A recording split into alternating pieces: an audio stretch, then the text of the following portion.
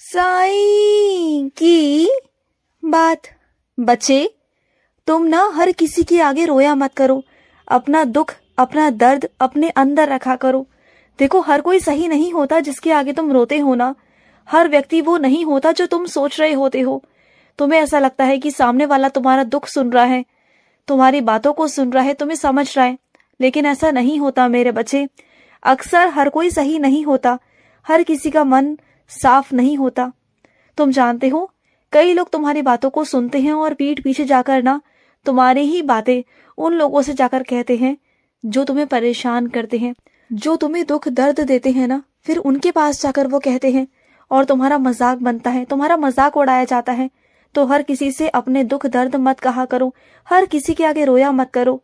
सिर्फ अगर रोना है ना, अगर रोने का मन भी है, अगर मन को हल्का भी करना है ना, तो मेरे आगे, सिर्फ और सिर्फ मेरे आगे, या फिर कुछ एक दो लोग होंगे तुम्हारे आसपास जो तुम्हारे सच में अपने होंगे, जो सच में तुम्हारे करीबी होंगे, जो सच में तुम्हारा भला चाहते होंगे, जो तुमसे बहुत प्यार करते हैं ना, सिर्फ उन्हीं के आगे रोया करो, उन्हीं से कहा करो और तुम्हें पुरस्कार मिलेगा, जरूर मिलेगा।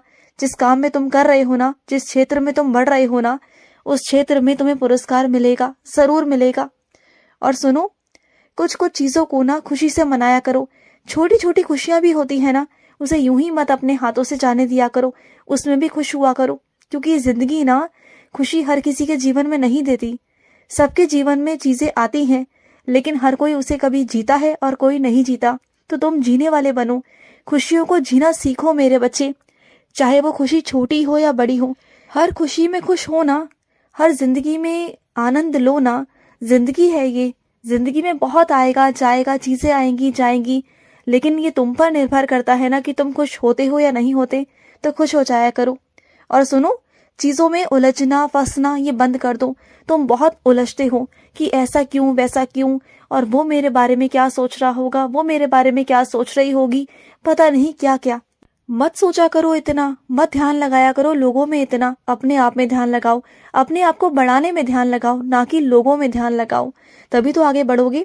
और तुम्हारी दिक्कत पता है क्या है, कि तुम एकदम से ना बड़ा बनना चाहते हो, लेकिन तुमने कभी उन लोगों को देखा है क्या जो बहुत मेहनत कर कर आगे बढ़े हैं, जो बहुत मेहनत की है, उन्होंने बहुत संघर्ष किए हैं, अपनी जिंदगी में अनुशासन को लेकर आए हैं, तब जाकर ना वो उस चीज को पा पाए हैं जो वो पाना चाहते थे। उनकी कोशिशें तुम्हें दिखाई नहीं दी, लेकिन तुम बस ये चाहते हो कि बस तुम जिस राह पे चल रहे हो ना, कि तुम वहां पर पहुंच जाओ और जल्द से जल्द पहुंच जाओ। ना तुम ढंग से सो पाते हो, ना ढंग से उठ पाते हो। क्या है ना, तुम्हारी चीजें अलग है, तुम्हारा स्वभाव अलग रहा है मेरे बच्चे। तुम पहले बहुत सोते थे और आज तुम सोते नहीं हो, तुम्हें थकावट महसूस हो रही है ना, तो सुनो मेरी बात को।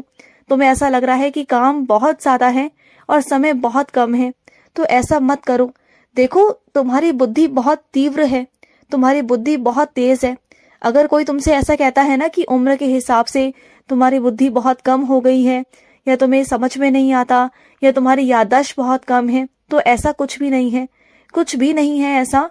तुम्हारी बुद्धि इतनी तीव्र है ना कि जब तुम काम करने पर आओगे ना, तो उस कम समय में भी तुम दुगना तिगना काम कर लोगे।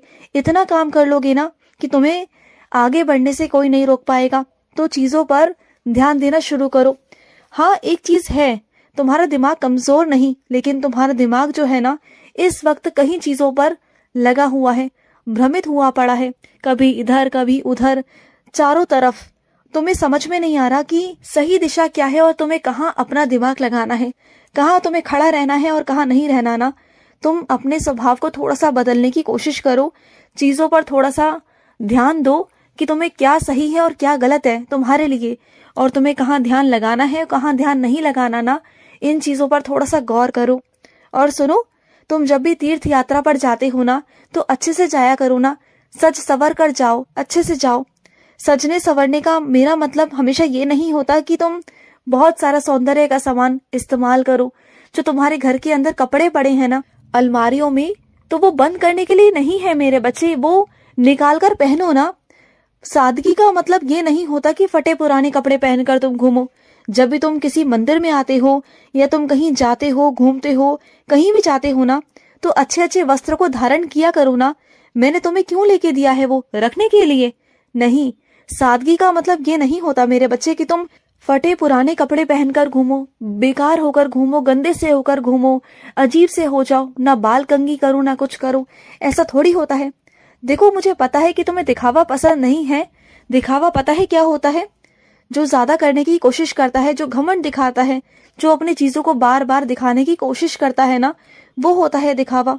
तुम्हारा मन तो साफ है ना, तुम्हारा मन शीतल है, तुम्हारा अंदर ऐसा कोई विचार नहीं किसी को कुछ दिखाने का, करने का, दिखावा करने का। तुम्हारा मन पवित्र है, तो फिर क्यों तुम ऐसा सोचते हो? ऐसा कुछ नहीं है मेरे बच्चे। अगर मैं तुम्हें चीजें दिलवाता हूं ना, तो इसलिए क्योंकि तुम पहनो, करो।